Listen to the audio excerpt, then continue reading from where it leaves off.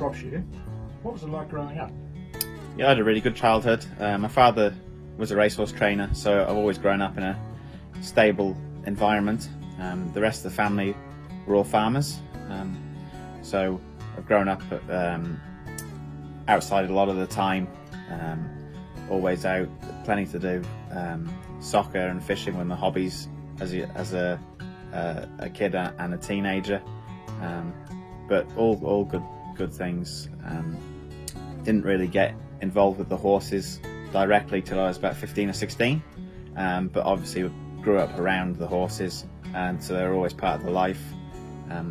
Had ponies at a younger age, which were provided for me rather than I asked for them. Learned to ride at a young age, and we were always doing things at the weekend, whether we were going out to mountain games, a little bit of show jumping, but yeah, nice and active childhood. Do you remember the first time you went to the races? Didn't go to the races much as a kid, but we definitely remember the actual training of the horses. Obviously, being at the stables every day and the gallops not being far away, you always saw horses out during their exercise, and also when my father would take horses away to gallop at a race course or different gallops, we'd often tag along in the truck, and he'd take 6 or 7 horses and some staff and gallop them, and we'd go along for the ride and enjoyed the day out.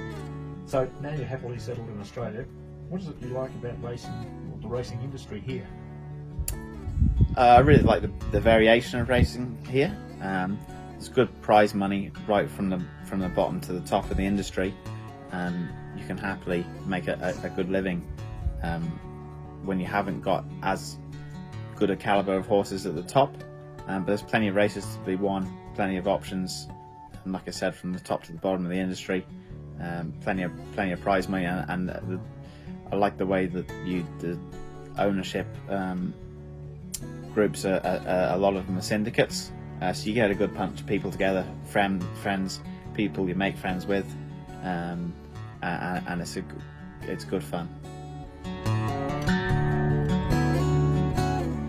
You've got a very young family with 10-month-old twins. How do you balance family life and work? Yeah, well, one of the reasons we moved up here to Wangaratta was to get a better work lifestyle balance. I think we're slowly getting there. There's still a lot of work to be going on, but I'm fit and young, so I can sort of burn the candle at both ends at the moment. So we're doing lots of work, but I'm very lucky that I've got a good team around me at the stables, which can relieve the workload at times, and means I can get an afternoon or a weekend away with Heather and the kids, which is nice.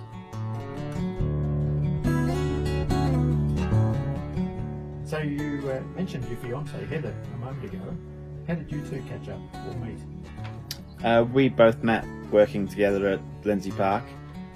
Heather was working up in Sydney for John Sargent, and was coming to do her 3 months country work for a second-year visa, and she had with her a little dog, Frankie, here, who needed certain accommodation at Lindsay Park, and my house was the only one that could accommodate her and Frankie here. So Heather moved in, and shortly after, romance blossoms, and the rest is history. We got engaged about 18 months ago, and we've now got 10-month-old twins, James and Brody.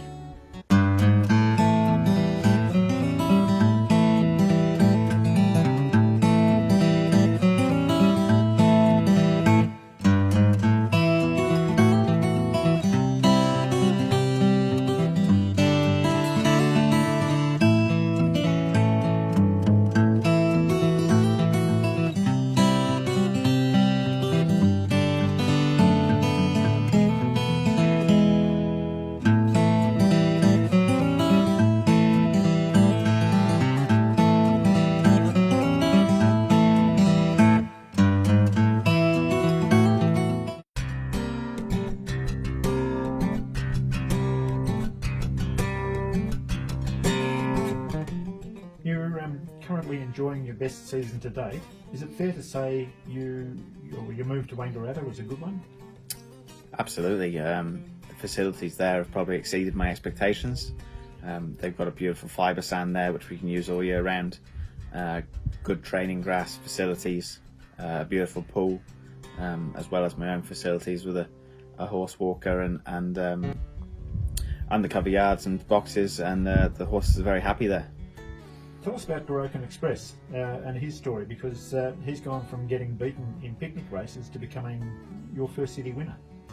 Yeah, he's a horse we bought online very cheaply for $5,500.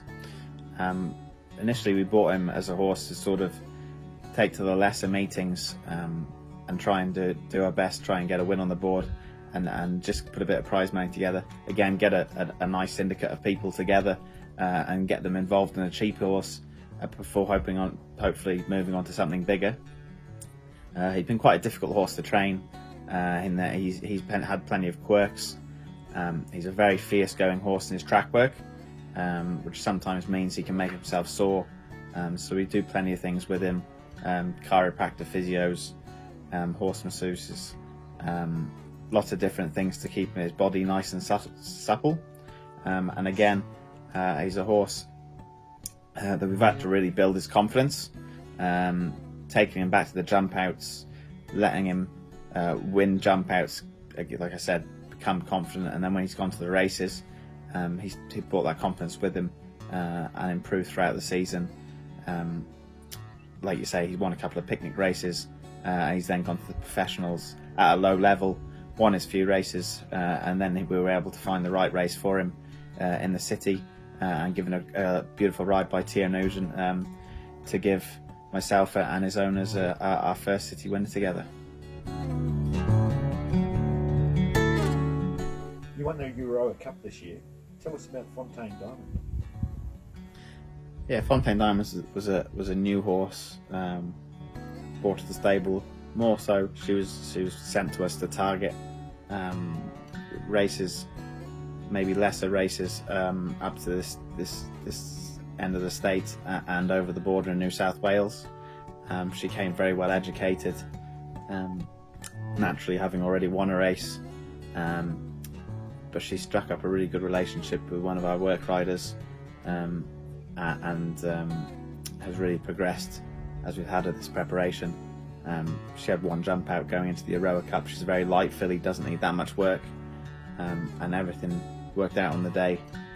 We managed to get the services of Maddie Lloyd, which suited her very well, and a nice weight, and a very low barrier, which is always helps the cause. We're very lucky to have won with the horse, her first start for the stable.